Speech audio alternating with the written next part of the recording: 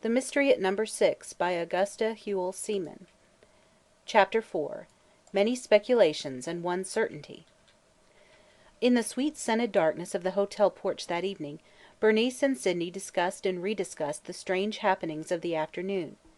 Bernice and her parents were staying at the little hotel temporarily, while a bungalow was being found for their occupation near that of Sydney's parents. A South Florida phosphate town is a curious mushroom growth, designed only for those engaged in the working of the phosphate mine or factory, and the most recent comers must always put up with the accommodations of the little hotel till their own bungalows are either constructed or vacated by departing occupants. The two young people were much divided in their opinions in regard to their new acquaintance. "But you can't deny that she's certainly very unlike those other two that she lives with," asserted Bernice for the half-dozenth time. "Yes, she's different, I admit," replied the more cautious Sydney. "At least she's very different from the cracker woman. How different she is from Jerry I can't tell, as he had so little to say. They tell me he's very intelligent, though. But what's the meaning of her being so mysterious, and wanting us not to let them know when we come? I warrant they're not kind to her and she wants to get away from them somehow." Bernice was a little irritated at Sydney's inability to see the thing from her point of view. If she wanted very much to get away, all she'd have to do would be to run off and give herself into the hands of the authorities. If she could prove that they've ill-used her or anything like that, no one would make her go back to them. No, if she wanted that, she'd have had plenty of opportunity," replied Sydney skeptically. "But perhaps she doesn't know enough, especially if she's lived in the Everglades all her life. Did you notice what good English she used? Hardly a single grammatical mistake. Where did she ever learn it?" "That I can't figure out, unless Jerry is some sort of scholar, which isn't likely. I know there are no schools in that wilderness and not a soul lives there except the Seminole Indians, and they're an ignorant lot. They are the only really wild Indians left in the United States. Once in a while they come into Miami or Fort Lauderdale or even Kissimmee to trade, but most of them can hardly speak a word of English. No, that is a puzzle," Sydney had to admit. "Well, it isn't the only one, by any means," insisted Bernice. "How do you account for the way she acted when you spoke of Jerry as her father? She was positively indignant, though she admitted that she called him uncle." "Calling people uncle doesn't mean a thing down south here. Every other old darky is uncle or aunt something or other. But anyhow, he's told people she was his niece and it may be really true."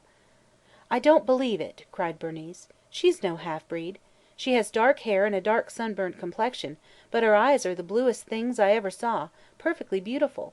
I'll never believe she has a drop of Indian blood in her." "Then will you tell me how she came to be in the Everglades at all?" demanded Sydney, rather exasperated that Bernice should try to make a mystery out of what he thought could be easily explained. "Her blue eyes came from her white ancestry. That doesn't prove anything. And no one but an Indian or part Indian like Jerry could possibly have lived in the Everglades all their lives. So there!" But Bernice chose to ignore this retort. "What do you suppose was the reason that they don't like her to have much to do with strangers?" she mused. "She even said they might move away if they thought she was trying to. That looks to me as if something was – well, queer about it. Don't you think so?" "It may or it mayn't be," acknowledged Sydney. "How do you know that the girl isn't kind of queer herself and has sometimes made trouble for them by thinking she isn't treated just right and complaining of it to outsiders? I wouldn't blame them for putting some pressure on her in that case." Bernice, however, would have none of this argument. "You may be 3 years older than I am, Sid, and pride yourself on your common sense and superior judgment, but if you can't see that there is something strange in that whole situation and that that poor little thing isn't a mischief maker or an idiot or anything like that, why, I give you up!" And she marched away in a huff. But she came back in a minute or so to add, "And she said her name was Delight. Do you suppose a half-breed Indian ever gave her that name?" "I notice they didn't call her that, anyway," Sydney conceded. "Cheer up, old girl. I didn't mean to discourage you, really. But you mustn't get a lot of romantic notions about an ignorant little Everglade cracker or Indian, whatever she is. Tell you what, though, I'm willing to play Sherlock Holmes with you as often as you fancy, if you think it worth while to run the truth to earth. We'll go over there to Number 6 any time you say and work it out after the most approved Sherlockian methods. Only don't go and ask me to beard Jerry Sawgrass in his lair and forcibly demand that he'd present me with explanations. I draw the line at that. I fancy he could be rather formidable if he had provocation." "Oh, Sid, will you? There's nothing I want half so much. hunting down this mystery, I mean. It has just taken hold of me somehow, and I can't get that poor little thing out of my mind. There was something so pathetic about her. When shall we go there again?" "Well, not too soon," conceded Sydney. "If we've got to use all these precautions against being seen, I'd rather hate to be found spying in there, in case everything didn't go right and Jerry got to prowling around or anything like that. I don't like that aspect of it any too much. It'd be right awkward. Let's wait a few days." Bernice in her impatience found it very hard to wait, and chafed at any delay. But the matter was decided for them, or rather they decided it themselves sooner than they had expected. On the following Saturday about noon, Bernice rushed over to her cousin's bungalow and found him raking the live oak leaves into neat piles in the sandy enclosure around his house. A mockingbird was lilting entrancingly near by, and the warm air was drenched with the scent of orange blossoms. It was a heavenly day, but Bernice noticed none of these things. "Oh, Sid," she panted, "guess what I heard and saw! I happened to be in the general store getting something for Mother just now, and who should drive up, in the funniest old wagon drawn by a little tired-out mule, but Jerry Sawgrass and his wife!" She paused to see the effect on her cousin. "Well, what of it?" he demanded, unmoved. "I suppose they have to come to town sometimes to get supplies. Was the kid with them?" "No, she wasn't," went on Bernice breathlessly. "Jerry got out and came in the store and stood right next to me at the counter. He didn't seem to recognize me at all and so I didn't say anything. He's so queer that I didn't like to, anyhow. I heard him tell Mr. Caswell that they'd come in town for the day. He wanted to get supplies and the missus wanted to go to the moving picture show in the afternoon. They probably won't get back till 6 or 7 o'clock in the evening, especially with that poky little mule. Here's our chance, Sid. Let's start right out in the car after the noon dinner and drive like mad over to Number 6. We can have the whole afternoon there without worrying about them. Don't you see?" "All right," agreed Sydney. "There's no earthly reason why we shouldn't go to that old mine pool whenever we like. It isn't their property. I'll take my rod and lines to fish and you can chum around with the kid as much as you like. As you say, it's perhaps the best opportunity." That afternoon, therefore, found them bowling along the asphalt road in the direction of Number 6, eager for their quest and all oblivious of the perfect Florida weather and surroundings. In the back of the car Sydney had a rod or two, and his fishing basket, and Bernice a number of trifles that she thought would please the strange and lonely dweller at the deserted farm. The way had never seemed so long, and when they turned off the asphalt road of traffic and into the rutty, rough trail through the woods to the old mine pool, it irked them sorely to have to slow down to 10 or 12 miles an hour. It was 2 miles through the pine and scrub palmetto and young live oaks before they came in sight of the turquoise blue water of the pool. Hardly had they stopped the car when a little figure sprang out of the bushes. "Oh, I thought you'd come! I knew you'd come!" she cried delightedly. "I was sure you'd see them in town, and know that I was here alone." Her simple faith in them was so touching that Bernice almost had a moment of panic in imagining what the girl would have felt if they had disappointed her. "I've been here watching for you for ever so long," Delight went on. It was curious to observe the difference in her manner, the lack of restraint of the previous visits, the simple pleasure in their mere presence with her. "I'm going to fish," declared Sydney with true tact. "You girls can amuse yourselves for a while, can't you?" They joyfully agreed and he strolled off to whip the blue, placid water with his long line and reel, with more or less success. The girls, meanwhile, left alone, made rapid strides in getting better acquainted. "Tell me," demanded Bernice almost at once, "how dare you tease that old alligator the way you did the other day? Weren't you afraid of him? You frightened me to death. But, by the way, he isn't anywhere around now, is he?" And she glanced apprehensively at the pool. "My, no, he's down in the mud," smiled the girl. "I tried to pull him out all this morning. He wouldn't come. You needn't be afraid of him." With the ice thus broken, Bernice drew from her amazing accounts of her encounters with rattlers, alligators, and other dangerous denizens of the wilds, all of which she recounted as if they were the most ordinary affairs. After that, she led Bernice off to a dense thicket where she said she had something to show her, and to Bernice's horror exhibited a huge diamond-backed rattlesnake, coiled as if asleep. To her further horror, she bent down and stroked it, with the utmost sang-froid and then laughed a peal of merry amusement. "It's nothing, see? Only the skin. The rattler left it there some time ago." Bernice sat down and gasped, weak with relief and astonishment. "You are a wonder!" she cried. "Is there anything you don't know about the wilds of Florida?"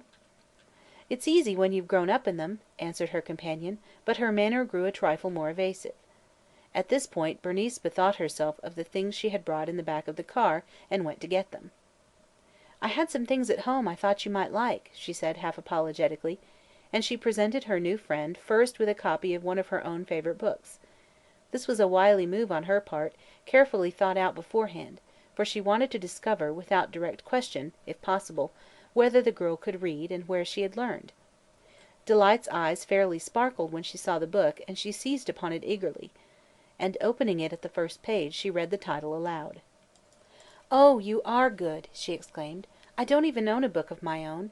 I haven't read anything since—" She stopped abruptly, as if reflecting on the advisability of disclosing something, then went on boldly, "Not since I went to school at Fort Lauderdale." She seemed to think this a very damaging disclosure, for she halted again, as if in suspense. "Oh, I thought you lived in the Everglades all your life," commented Bernice quietly, trying not to exhibit a sign of the excitement she felt at this revelation. "I have wondered how you managed to go to school." "Fort Lauderdale isn't far from the edge of the Glades," explained Delight.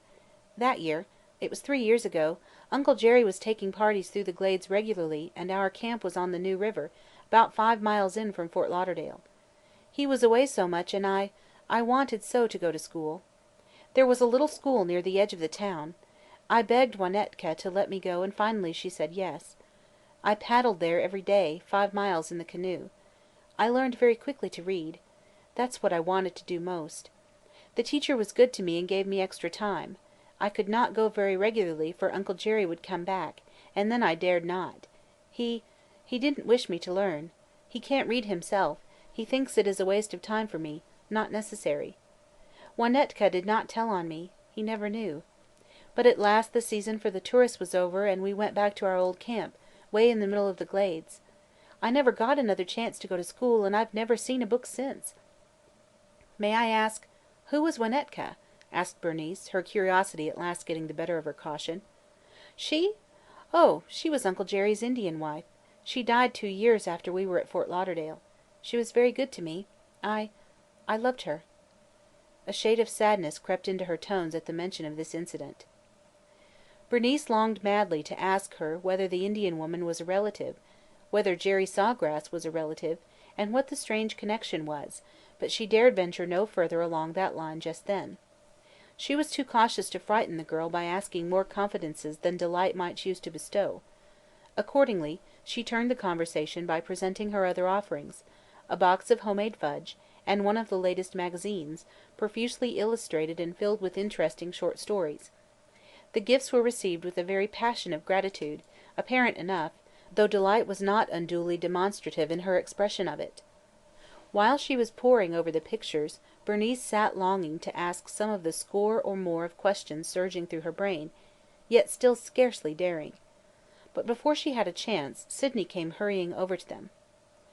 "I just want to tell you that that Jerry and his wife are driving back. I went toward the road a way and just happened to see them coming slowly, way in the distance, but I'm sure it's they. I don't know why they're coming now. It's quite early yet." Instant consternation fell upon the two girls. Bernice wanted to fly and hide somewhere, and Delight got to her feet, swiftly gathering her new possessions in her arms. "I'll go away," she said a little breathlessly. "Stay here, both of you. Just act, please, as if I hadn't been here, as if you hadn't seen me. There's no harm in your being at this place if I'm not with you, and besides I want to hide these things in a place I have, for my own things. I don't want them to be seen over there." She nodded her head in the direction of the house. "Delight," said Bernice suddenly and impulsively, are you afraid of your uncle? Is he, well, unkind to you?" The girl opened her beautiful eyes wide with unfeigned astonishment. "Unkind to me? Oh, I just reckon not. Why, I am very fond of him." She motioned them a hurried good-bye and slipped away into the undergrowth with the smooth and silent dexterity of which she seemed a perfect mistress. And when she was gone, Bernice and Sydney simply stared at each other with dropped jaws and blank expressions. "Well, can you beat that last?" exploded Sydney at length. End of Chapter 4